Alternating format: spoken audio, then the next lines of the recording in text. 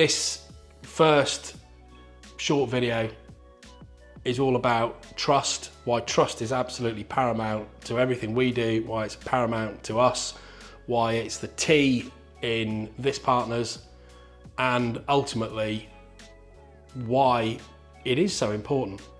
We're building a series of short videos, vlogs, whatever you want to call them, to share some of our insights, our experiences, have a few conversations with some leading lights in the industry, and just to get some casual, relaxed perspective on the wonderful world that we know as technology and services outsourcing.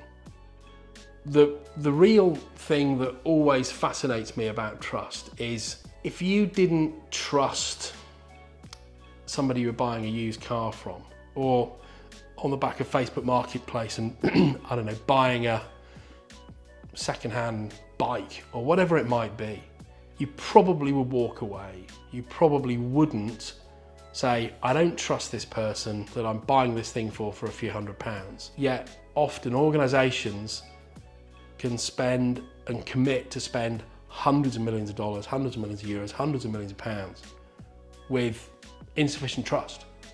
And they know the trust isn't there, but because it's quite difficult, because you can't define it in black and white terms in a contract schedule, because your lawyers can't define what trust needs to be, people just go ahead and say, okay, we'll work it out. And often once the deal's done, the trust simply isn't there. You've got a foundation for failure. And we worked with a client not too long ago where we surveyed a group of the leadership team and the key operational delivery people across multiple business units. We needed to go and find out what the root cause of the problems were, and so as part of an anonymous survey asked a very simple question, and the question was broadly, I trust the service provider to do the right thing for us, and 85% of the respondents said no. There's often a lack of empathy, and so client organisations felt that you get the best out of suppliers by being out the big stick. To this date, we've always been a staunch supporter of collaboration, not confrontation.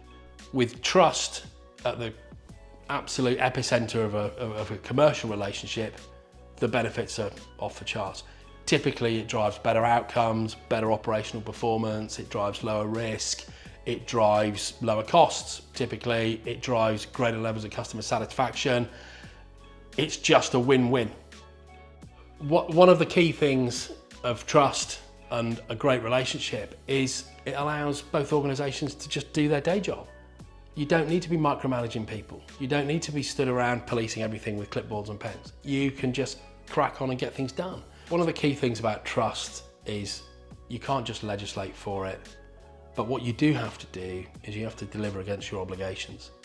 So service providers need to deliver against the contract, but similarly, client organisations need to deliver against their obligations too.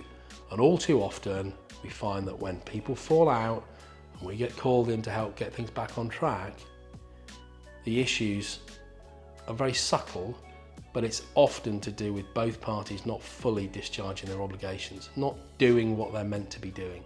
It's about giving people the latitude to make mistakes, but then not repeat them. It's about trusting them to just do the right thing.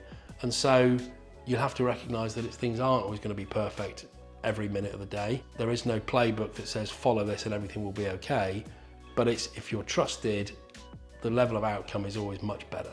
Probably one of the final things about the benefits of trust, as well as all the operational and commercial things that are quite sort of evidenceable and quite tangible, is it can often be a really good way of helping to accelerate strategy.